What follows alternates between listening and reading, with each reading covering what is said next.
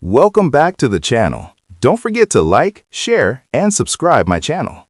Today, we are explore how to create business brand consistency using Smart Sharpen in Photoshop. I open Photoshop and load multiple brand visuals for a business.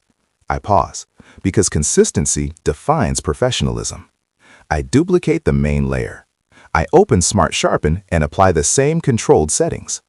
I increase amount gently and adjust radius carefully. I zoom in on logos and brand marks. I reduce noise to maintain smoothness. I compare visuals side by side. The brand now feels unified and clear across designs. Smart Sharpen here helps maintain a strong business identity. I stop when every image feels equally sharp and reliable.